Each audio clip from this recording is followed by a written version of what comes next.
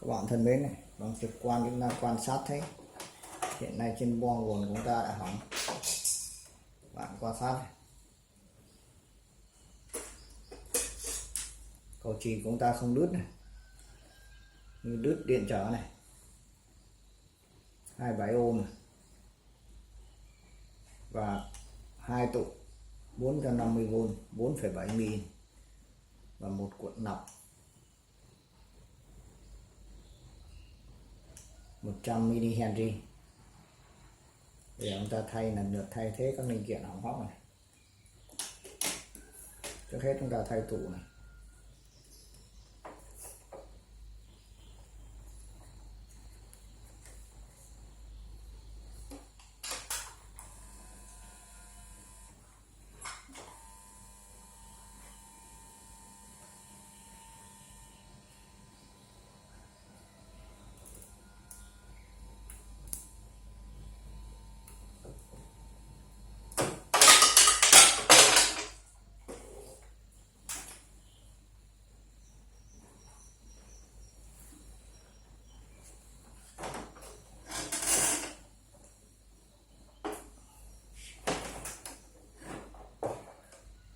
Thấy này, tụ chúng ta đã nổ vỡ nưng này, 4,7mm 450V.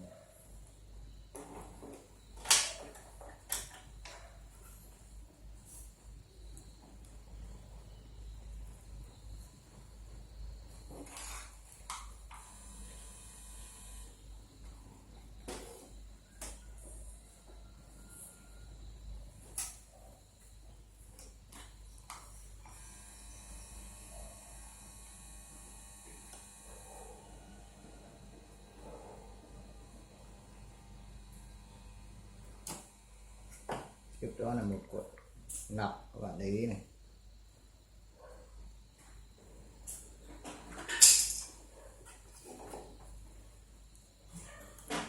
Tiếp nữa là một tụ nữa 4,7mm 450V.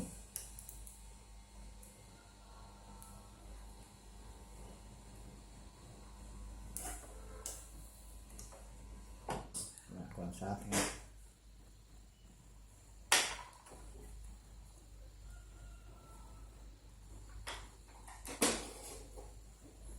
Bạn thấy do hoạt động trong môi trường ẩm ướt hơi nước nên chân của tụ vừa rồi các bạn thấy đã bị rỉ đứt.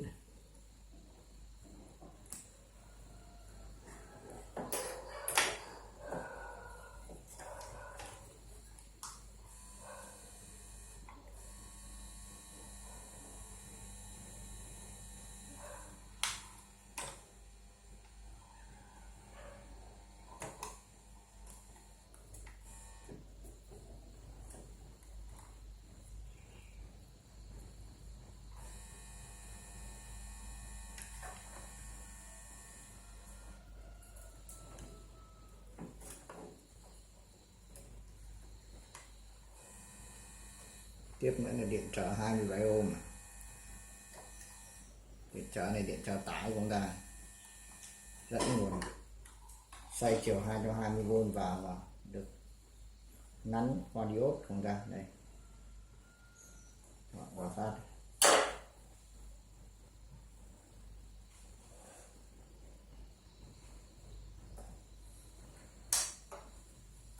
Bây giờ chúng ta tiến hành lần lượt thay các linh kiện hỏng hóc.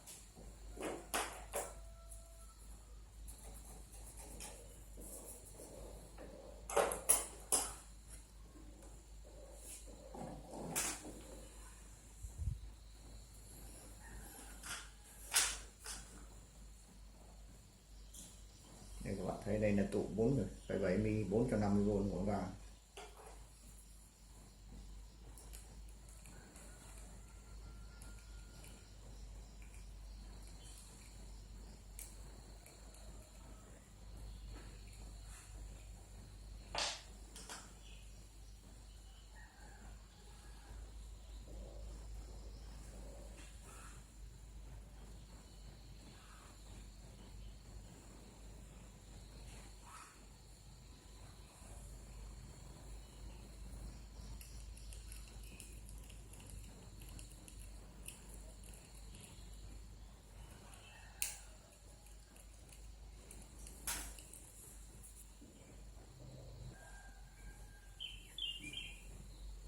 bên tủ mới của chúng ta 4,7 mm 450V.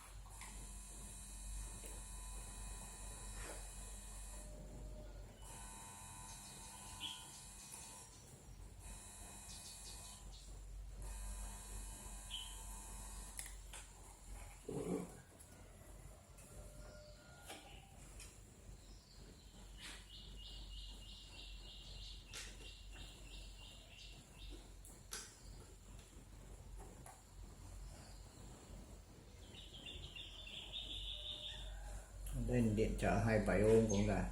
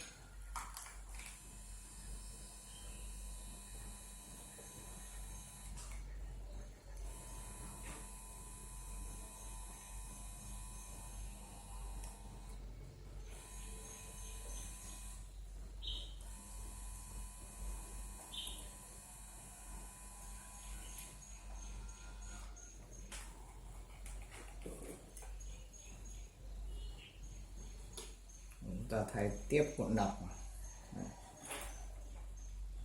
Sau khi nắn được nọc qua mắt nọc này,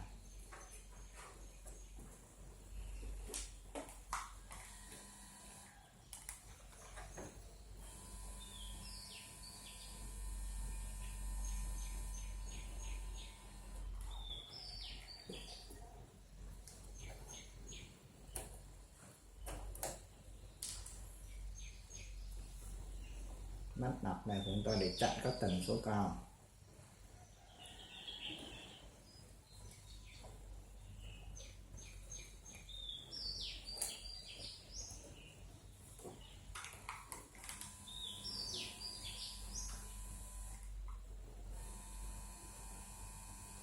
có tần số cao do xung nhiễu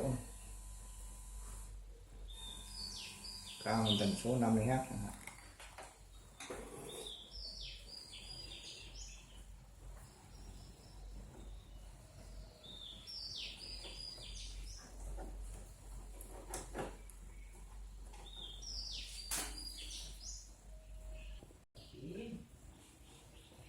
Các bạn thân mến, sau khi chúng ta thay thế xong các linh kiện, bây giờ chúng ta cắm, chúng ta kiểm tra điện áp cụ thể đã để cho chắc chắn này. Chúng ta dùng đồng hồ số này. Chúng ta dùng đồng hồ số chúng ta kiểm tra này các bạn. Các bạn để thang đo điện áp một chiều 20V nhé. Tôi có đầu cắm điện này.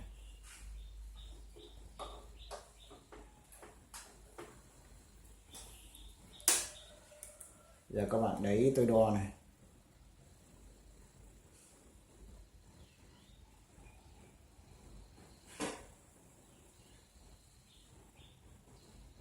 Các bạn thấy 12V 7 này.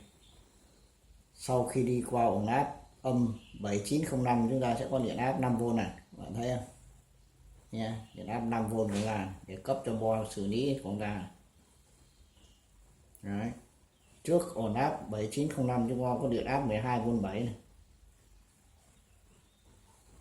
Sau khi đi qua ổn áp âm 7905 chúng ta có điện áp âm 5V này. Để cấp cho toàn bộ bảng điện điều khiển con ga. Bây giờ chúng ta rút điện ra để tiến hành đưa bo bảng điều khiển con ga vào.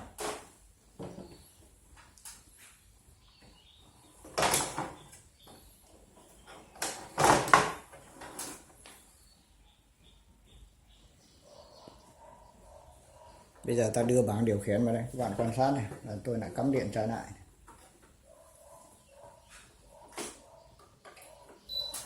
Các bạn thấy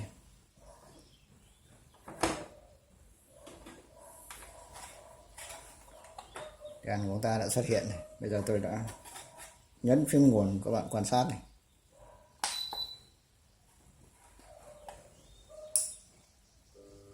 Đây, quạt của chúng ta đã chạy, các bạn thấy không? Quạt của chúng ta hiện nay đã chạy, các bạn thấy này.